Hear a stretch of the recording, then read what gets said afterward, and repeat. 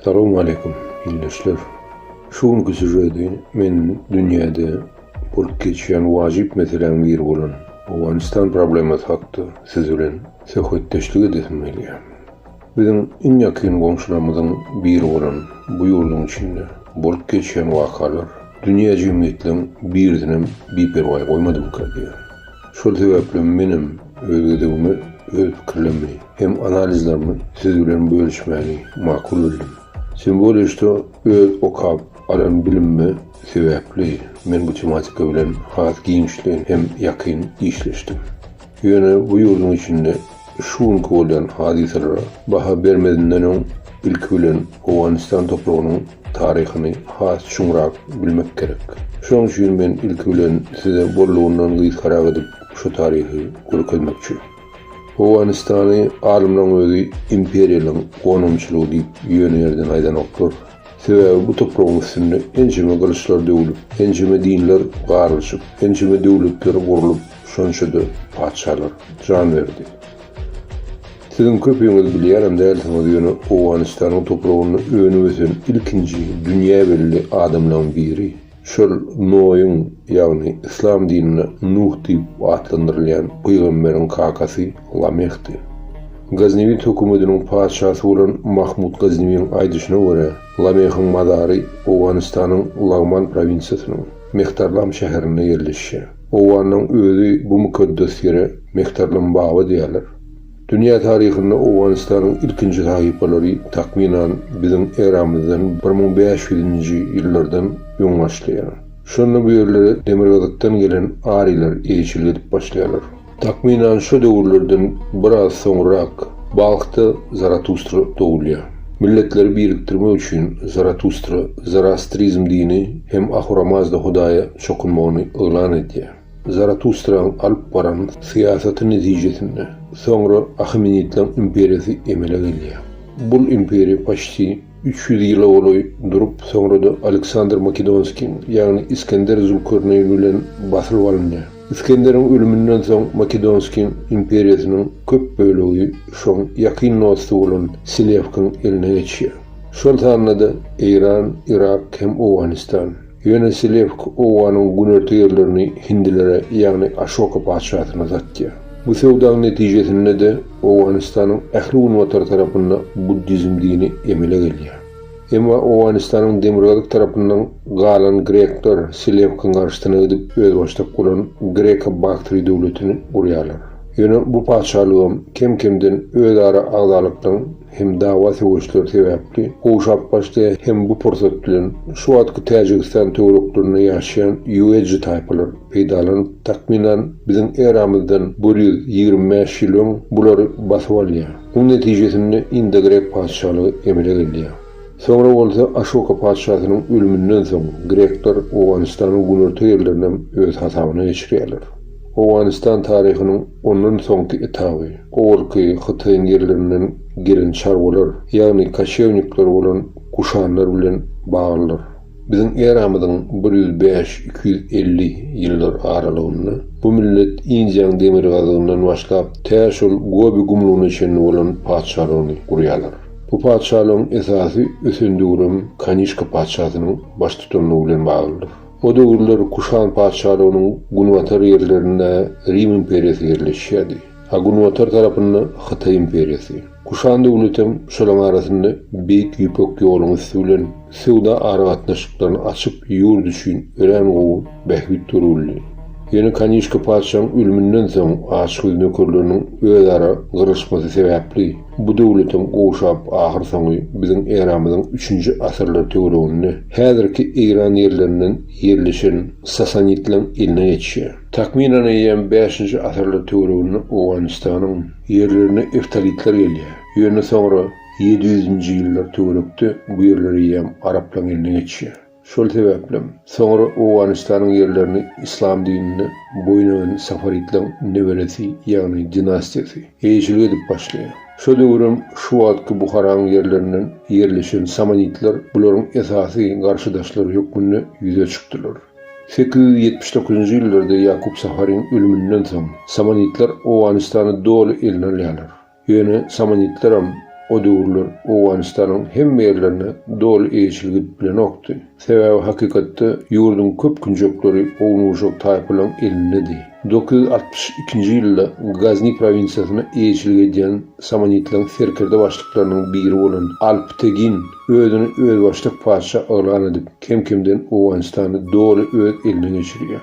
Şol sebäplen 1997-nji ýyldan başlap Gaznewitlaryň padşahlygy emele gelýär.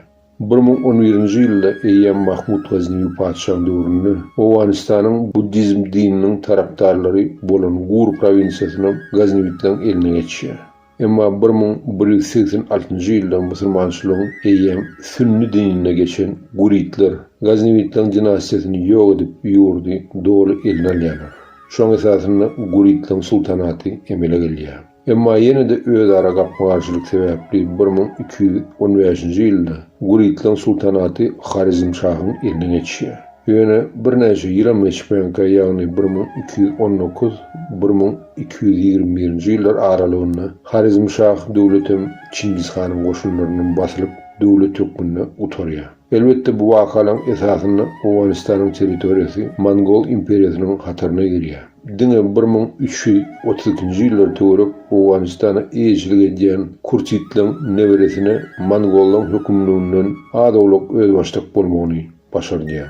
Ýöne 1381-nji ýylda bularam Tamerlanyň goşunlaryndan basylýarlar. Şonluk bilen Owganistanyň territoriýalary Timuritlanyň imperiýasynyň hatyryna ýene de goşulýar. 1405-nji ýylda Tamerlanyň ölümünden soň Owganistanyň köp ýerleri şoň kiçik ulu bolan Şahrukh Hanyň eýçiligine geçýär.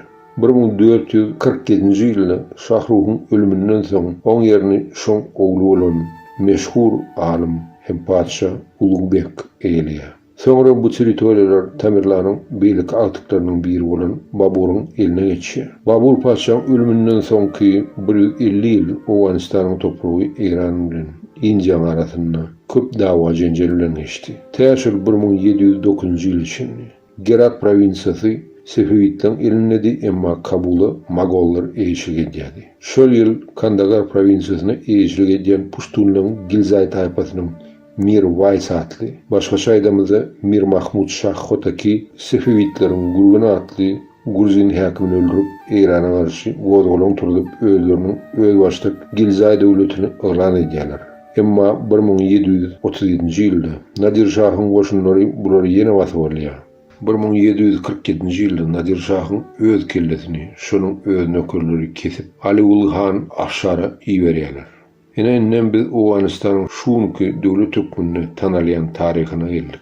Nadir Şahyň ölümünden soň şonuň iň urdehyny serkerdeleriň biri bolan Ahmad Durrani, başgaça Ahmad Abdali özüne degişli Eýran goşunlarynyň arasyndaky Owgan eskerlerini bileýinap Owganistana tarap gaýdýar. Özü Pushtun taýpalarynyň biri bolan Abdali, soňra bolsa Durrani diýilen şu taýpalaryň içinden çykan soň Gadalbaşlar, Buluşlar, Hazareyler hem köp sanly Pushtun taýpalar Kandagarda muňa şah hökmüne boyun eýerler. Şoň esasyny hem ilkinji Owganistan döwleti bolan Durrani imperiýasy emele gelýär. Ýeminne Ahmad Şah Durrani öz wagtynda ilki bolup şol wagtky Rossiýa imperiýasy bilen aratnaşyklar açýar.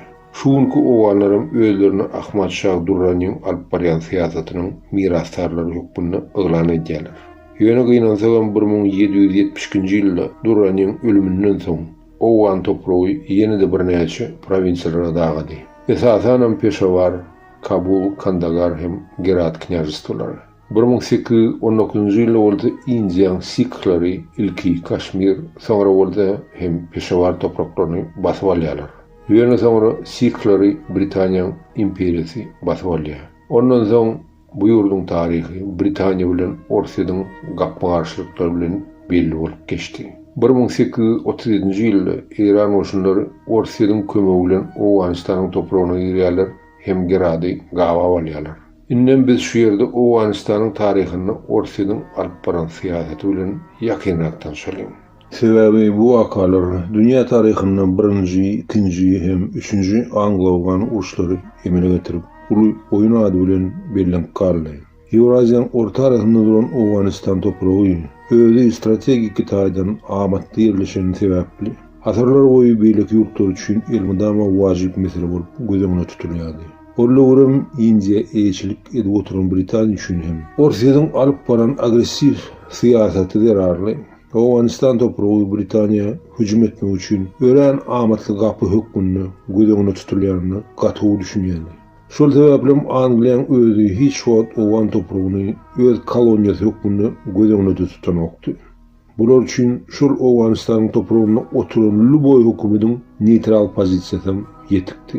Şol sebäplen bular öz koloniýalaryny howp awanmasy birinjilik bilen hiç wagt Owganistana hüjüm eden ýurt däldi. Onlar Owan topragyna eýçilik edip oturan Dost Muhammed Han bolsa, Britaniýa bilen Orsiýaň arasynda iki oturuşda ýerleşip bolup jan edýärdi. Ors paçasyň Dost Muhammed Hanyň aşykligi bilen peýdalanyp, şoň ýanyna 1837-nji ýylda öz içalysy bolan poruçik Jan Vitkewich sırly missiýasy bilen uradýar. Kabula baran soň Vitkewich Dost Muhammed Hany Rossiýanyň syýasatyny gollap, Britaniýaga garşy çykyş etmäge başardy. Hem şoň esasynda Owan hökümeti Orsiýa bilen gizlin şertnama olanşýar. Emma Angliýa razvedkasy bu zatdan üstüne açyp Rossiýa öz närazyçylygyny bildirýär. Ors paçasyň öz günahyny boýuna alasy gelmän Vitkewiçiň missiýasyny reska ýatyryp, onu ýygyna, ýani Orsiýaga gaýtmagyny talap edýär. Ýöne oňa Ramazan Britaniýa hökümeti ýa kabula tarap goşunlaryny sürmäge mejbur bolýar. Vitkewiçiň missiýasy ahyr soň başa barmadan soň bu adam 1839-njy ýylyň 1-nji maýynda Orsiýada ýani Sankt-Peterburg şäherine gaýdyp barmaga mejbur boldy. Hem özüniň Ors paçasy üçin ýygnap bilen ähli sirli dokumentlerini özü bilen alyp gaýtdy. Bir hepde bundan soň Sankt-Peterburgyň Parij atly mehmanhanasynyň buratorlaryna Vitkewiçiň maslygyny tapýarlar. Bu adamın ölümü zerarlygy soňra kän dürli versiýalar döredi. Hamala şoň özü öz janyny kastetdirmişdi. Ýöne hemme kişim gaty düşünýärdi. Bu adam Orsiýadan alyp barýan hapa syýasatynyň diri şaýadydy. Vitkewiçiň ökwal hakda soňra kän kitaplary ýazylandy. Hem Orsiýadan hem Polşanyň awtorlygyny. Kim öňdükli bolsa siz özüňiz internetde bu maglumatlary tapylarsınız. Biz orada häzir ýene de şu Dost Muhammed Hanyň döwrüne gaýdyp barally. 1838-nji ýylda Britaniýa goşunlary Owganistana ýerip Gyýska wagtyň içinde Dost Muhammediň goşunlaryny dağıdyp kabulla Şujja şahy paçalygy oturdýarlar. Dost Muhammed Hanam 350 tane iň wepadar eskerler bilen 1839-njy ýylyň awgust aýynda Buharany eýlep oturan Orsiýaň eteginde gizlenýär. Emma 1840-njy ýylyň toňus aýynda ýene de ýurda gaýdyp Orsiýaň gollawy bilen Bamiyan provinsiýasyny eýleýär. Şol ýylyň sentýabr aýynda Dost Muhammed Han inglizlerden ýene de basylyp ýetirlikden zordan çypýar. Emma şondan biraz wagt geçendiň Dost Muhammed Han öz aýagy bilen Kabulda ýerleşen ingliz garnizonuna baryp general Macnaughty'nyň eline öz akwaryny tapşyrýar.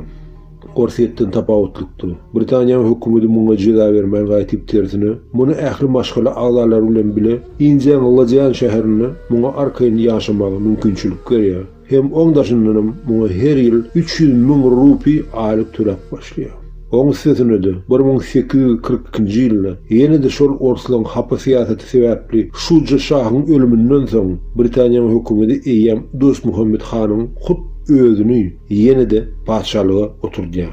Soňra bolsa Britaniýanyň gollawy bilen Dost Muhammed Han harby reformasyny geçirip kem-kemden ähli Owganistan topragyny birleşdirmäni başarýar. Şoň esasynda da 1855-nji ýylyň 30-njy martynda Dost Muhammed Han Britaniýa bilen harby syýasat şertnamasyna kol çekýär. Şondan soň bu paça täşol 1863-nji ýyla çenli öz ýurduny asudalyk getirip 70 ýaşyny Gerat provinsiýasyna maşgala agalarynyň arasynda arkaýynlyk bilen jan berýär.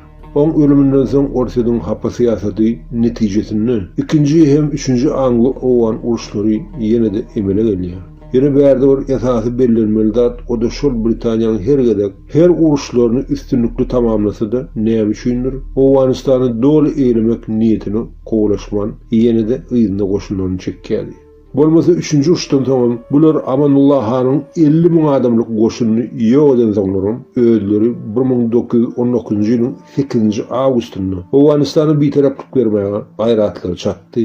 Emma Orsya'nın Orta Asya'da alıp barayan gödek hem emelsiz siyaseti henüze çenlem utoranok. Ol siyasetin netijesini inni sizin ödüňizem ha giňişleyin sine de bilýärsiniz. Ýöne bulara men sizin ünsüňizi kän çekmeýin. Sebäbi bu maglumatlaryň hemmesi internetde de ýetik. Kim gyzyklanýan bolsa. Ýöne öz tarapymdan men size spravka hökmünde ortalyň siýasatyna degişli ýene de käbir maglumatlaryň üstüne açyp berýin.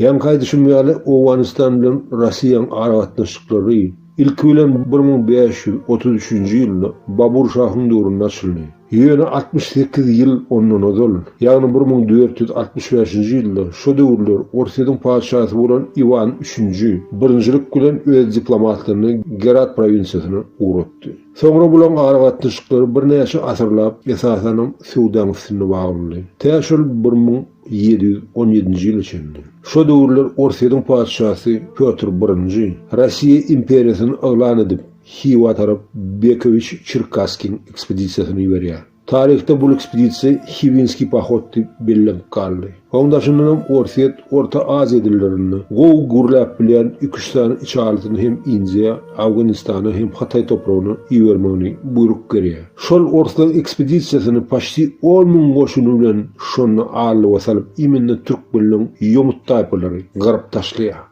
Şol wakalardan soň 150 ýyl geçen soň, eýen 1873-nji ýylda şu döwür Türkistana, ýani Orta Aziýa eşliginde oturan Ors padşahynyň wekili bolan general adjutant Kaufman, şol Bekovich Cherkasskyň maskaraçylygynyň aryny almak niýeti bilen ençeme türkmen ýomutlary owlary bilen ýok edýär.